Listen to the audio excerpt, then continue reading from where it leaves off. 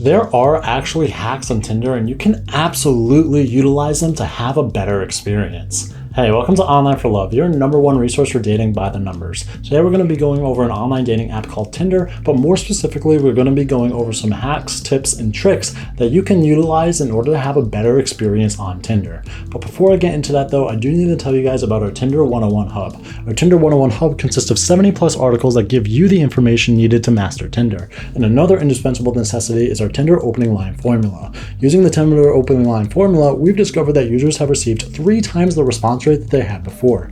You can find those necessities in our links in the bios down below, along with our online dating app quiz and more. So in order to make this video a bit easier to comprehend, I've broken it down into these 6 sections. The first of which is Tinder ELO score, then Tinder biography, then swipe correctly, then your profile photo, then conversations, then don't reset your Tinder account. So without further ado, let's jump into number 1 on my list, which is the Tinder ELO score. So let's go over a brief history of what an ELO score is. ELO scores were originally used for chess players, and what it was a ranking to let other people know exactly how high the chances were of that chess player winning. So the higher your ELO score, the higher your chances of winning are as a chess player, and vice versa. The lower your ELO score, the more likely it is that you're going to get beaten. Flash forward to several decades later, and you're going to find that the ELO score is utilized in a lot of different things, from sports to competitive video gaming and even Tinder. To apply it to Tinder, you can think of every right swipe you make on Tinder as a game in chess. So when you make a right swipe and another user then also right swipes on you, then you can consider that a win and your ELO score will go up.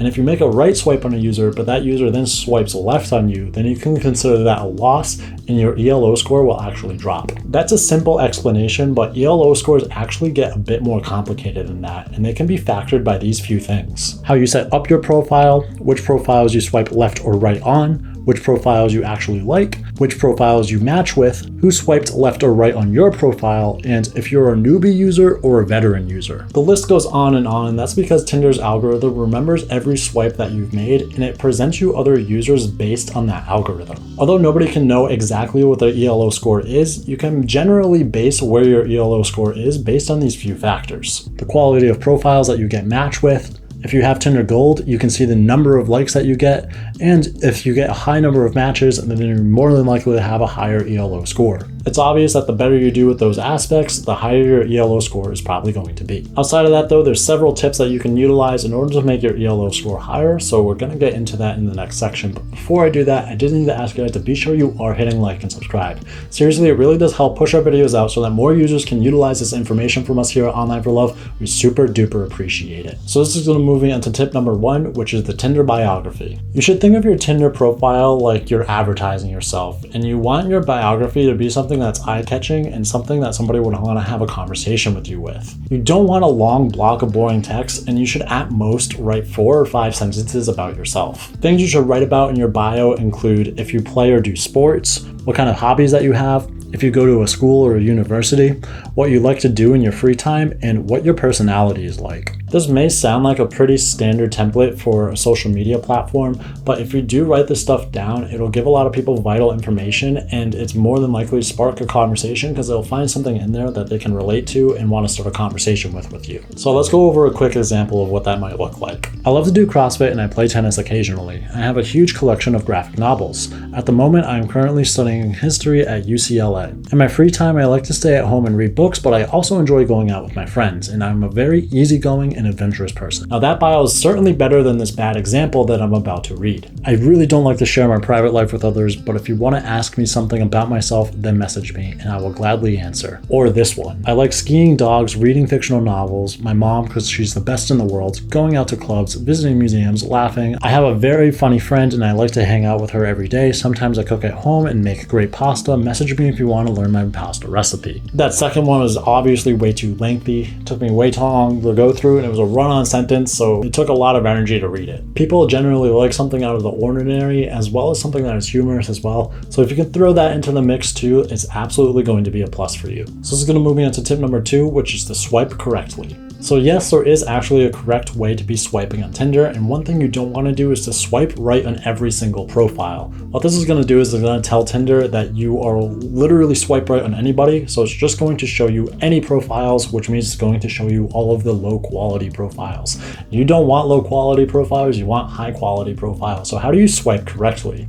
Well, you want to swipe right on profiles that you are actually attracted to, but on top of that, you want to swipe right with profiles that you think you would actually click with. So for example, if you were to swipe right on a profile of somebody that looked attractive and they like to go to nightclubs all of the time, but you yourself are introverted, it would be a bad idea to swipe right on that profile because it's more than likely that person is not going to swipe right on you. But if you swipe right on a profile that you found attractive and it was somebody else who was also an introvert, then that's going to be great because you're more than likely going to get a match from that, and it's also going to rise your ELO score so that you're getting better potential matches. Of course, that user isn't going to swipe right on you unless you have an extremely great profile. So in order to find out how to make a great profile, you should check out our Tinder 101 Hub. Our Tinder 101 Hub consists of 70 plus articles that will give you the information needed in order to master Tinder.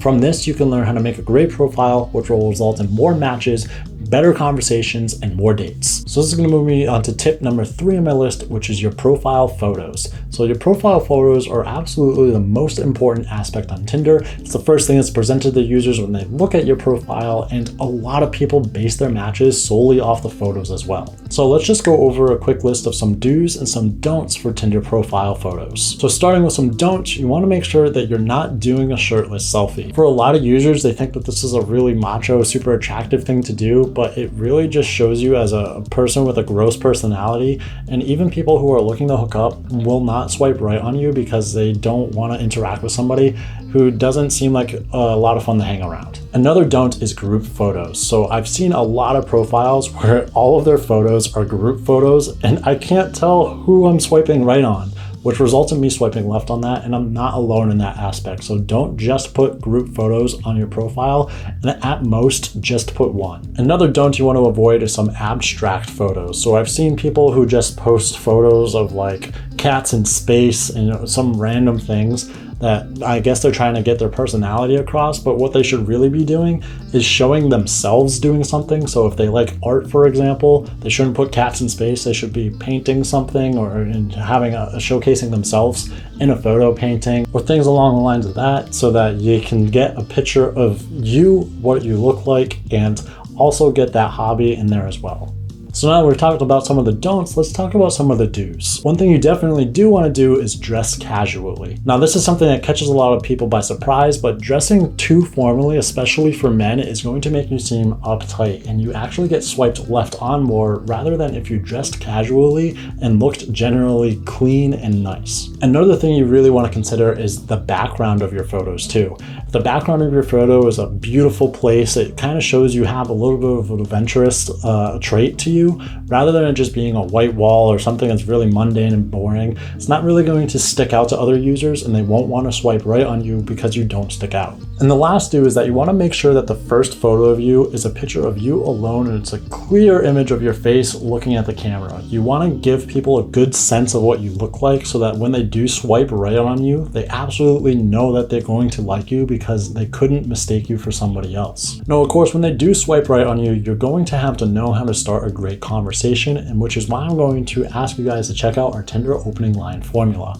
Our secret Tinder opening line formula has resulted in users getting a 3 times response rate. So from you having these better conversations, it's going to result in you having more dates. Speaking of conversation, let's move on to tip number 4, which is conversations. When you do get a match with somebody on Tinder, you should know how to start and maintain a conversation. Sending a simple hey or hello is never a great idea because other users have received hundreds of these and they're not going to respond to them. They're not something that's easy to reply to. So what you should be doing is starting with a question about some mutual interest you may have. And if you don't have any mutual interest, then find something in their bio or in their photos that you're genuinely interested in and ask them a question about that. You want to ask them something that's catered towards them specifically because it'll make your conversation stick out amongst the crowd. Now, if you start having a conversation and you're going back and forth for a little bit and there's definitely a sort of spark going on, don't hesitate in asking them out on a date. Of course, you don't want to ask them too quickly, but if you really feel like there's something going between the two of you after a while of talking,